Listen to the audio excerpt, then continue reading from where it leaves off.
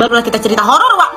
Jadi, Wak, kisah horor kali ini datang dari Wawa aku yang namanya Alexa. Alexa ini ingin menceritakan pengalaman horor yang dialamin sama omnya waktu lagi ke perkebunan yang ada di Riau gitu loh, Wak. Jadi kita sebut aja lah namanya nih Om Beni ya. Jadi Om Beni ini kebiasaan dari tempat dia tinggal untuk pergi ke perkebunannya itu kurang lebih menempuh jarak 12 jam. Jadi Om Beni itu pasti selalu berangkatnya malam biar nyampenya siang gitu. Naiklah pickup sama kawannya satu orang. Waktu udah nyampe, belum nyampe nih waktu di perjalanan, tiba-tiba Om Beni lihat ada perempuan di pinggir jalan tapi pakai baju tentara, Wak. Perempuan pakai baju tentara terus pakai ransel gitu. Itu nggak tega lah mereka, ngapain lah perempuan sendirian di sini, nggak nyeremin, betul-betul kayak tentara perempuan gitu kan. Tanya, Mbak mau kemana? Oh saya mau pulang. Udahlah ikut kami aja, kata dia kayak gitu. Nggak apa-apa, saya naik bank, kata gitu. Nggak apa-apa, udah naik aja. Nah gara-gara naik pickup itu ya otomatis kan nggak mungkin cewek itu di belakang sendirian kan, tuh ya duduk sama mereka bertiga di depan. Nah selama di perjalanan tuh cewek tuh yang sebelah dekat pintu, si Om ini yang di tengah, Om Beni yang bawa mobil. Sepanjang perjalanan kakak ini diam aja, Wak, nggak ada ngobrol sama sekali, diam aja kan. Sekali ya udahlah mereka mikir mungkin dia agak takut gitu sama kita, udah yuk kita buktikan aja kita ini orang baik-baik, kata mungkin dalam hati mereka kayak gitu kan. Akhirnya nyampe ada kayak rest area gitu lah, Wak, ada kayak rumah makan gitu biasanya kan. Pergilah makan. Jadi yuk adek turun dulu, kita makan dulu yuk gitu kan. Pasti kamu belum makan, kata Om Beni. Turun perempuan ini. Nah terus masuklah ke ruang makan, duduklah mereka bertiga. Adalah itu beberapa driver juga yang ikutan makan di sana kan. Suatu lagi makan, mau pesan apa dek, kata Om Beni. Oh nggak usah bang, saya bawa bekal, kata cewek ini. Pesan aja di sini nggak apa-apa, kalau misal kurang apa-apa makannya, kata iya bang nggak apa-apa. Dia buka bekalan dia, Wak, dan itu tuh makannya tuh kayak lahap kali gitu loh, nggak ada anggun-anggunnya macam perempuan makan kayak gitu, nggak macam orang kelaparan kali. Tapi ya udahlah mungkin dia capek memang gitu kan, maka dia kelaparan. Dah makan, habis itu udah selesai makan, bayar, masuk mobil lagi nih mau lanjutkan perjalanan. Sekali dia bilang, dek rumah kau di mana, kata Om Beni. Nanti di depan aja ada lahan kosong bang, di situ rumahku, katanya. Sekali jalan, mana dek mana, di sini bang, berhenti di sini aja, katanya. Om Beni sama kawannya heran, ini lahan kosong aja nih, betul mau turunin anak ini di sini gitu kan. Udah ya bang, makasih, main turun aja si kakak ini kan. Oh iya sama-sama, mana rumahnya nih. Waktu itu Om Beni mikir, oh mungkin karena gelap kali ya, mungkin karena gelap jadi makanya nggak kelihatan ini rumah ada di sana. Saya tuh jalan, Om Beni nggak enak perasaan, wah nanti ada apa-apa pula sama cewek tuh, nanti entah kenapa-napa malah kita pula yang kena. Mending kita cek dulu lah yuk, betul-betul yang nyampe rumah. Putar balik mereka, waktu putar balik dicari tempat lahan mereka nurunin kakak itu, makin mendekat ke dalam lahan tuh ternyata apa, Wak? Kuburan tuh kalian. Udah lah pontang-panting lah mereka lari masuk dalam mobil lagi kan. Dan waktu mereka udah masuk ke jalur yang semestinya, mereka baru memperhatikan ternyata di tempat kakak itu duduk tuh ada belatung di semberannya, di bawah joknya semua belatung penuh. Itu geli orang tuh, iya apa tuh, jangan kau bersihkan, kata Om Beni, jangan kau bersihkan, dia aja ke situ dulu, kata kayak gitu kan. Kita cari tempat buat bersihkan belatung tuh, jangan main kau bersihkan sekarang, kata Om Beni. Kata Om Beni ke kawannya ini kan. Udah lah, si Om tuh dalam mepet ke Om Beni kan, geli lah ada belatung di sebelah dia. Sekali ada ternyata warung di tepi jalan. Turunlah mereka, waktu turun kan masih kepanian kan, wah macam bersihkan belatung itu di depan warung itu.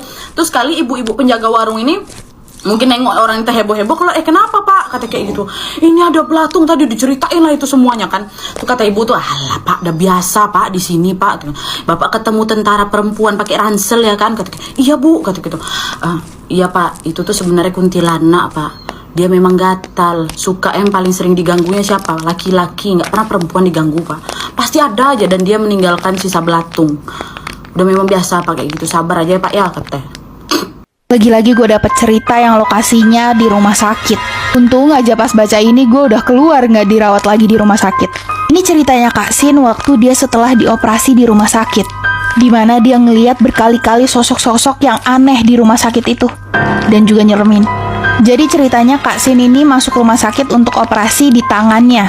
Dia operasi jam 9 pagi dan udah kebangun sekitar jam 12. Setelah operasi itu detak jantungnya itu rendah banget, jadi dia masuk ICU. Tapi setelah membaik, akhirnya dia masuk ke ruangan rawat inapnya. Dimana ruang rawat inapnya ini VIP, jadi emang dia sendirian doang di situ. Kak Sin ini cerita kalau dia tuh sendirian aja, dan menjelang maghrib itu temennya ini ada satu orang yang ngejenguk dia dan nemenin dia sampai selesai maghrib. Tapi Tapi waktu sholat maghrib ini temennya itu ninggalin dia karena pengen sholat dulu ke masjid. Tiba-tiba infusannya itu nggak jalan guys, jadi dia keluar untuk manggil suster untuk ngebenerin. Tapi waktu keluar itu nggak ada susternya dan dia cuman ngeliat di ujung lorong itu ada 2 perempuan. Dia panggil dong, dia kira nih susternya, tapi nggak nyaut-nyaut. Kedua orang ini itu nggak pakai kerudung guys, sedangkan rumah sakit itu rumah sakit Islam, dimana perawatnya itu semua otomatis pakai kerudung. Akhirnya kakaknya ini mau nyamperin nih, pas dia ngelewatin ruangan 3022, itu pintunya kebuka dan dia ngelihat ada 2 sosok perempuan sama laki-laki, anak kecil, lagi menghadap ke jendela, mukanya nggak kelihatan nih. Anak cowoknya ini tuh kayak ngelusin rambut anak kecilnya yang cewek, yang rambutnya tuh panjang banget. Itu kondisinya tuh bener-bener lagi maghrib guys. Kebayang lah ya hawa-hawa maghrib gitu. Nah tiba-tiba ini ada dokternya dia yang ngurusin dia itu datang. Namanya Dokter Zaki. Nah Dokter Zaki ini nanya, kamu ngapain di sini? Itu ruangan gak ada siapa-siapa. Posisinya kakaknya emang lagi ngeliatin ke dalam ruangan yang 3022 itu. Dia bilang dong, tadi ada cewek sama cowok itu di ujung jendela. Dokter Zakinya ini berusaha untuk mengalihkan pembicaraan. Udah, kamu mau kemana? Ditanya gitu.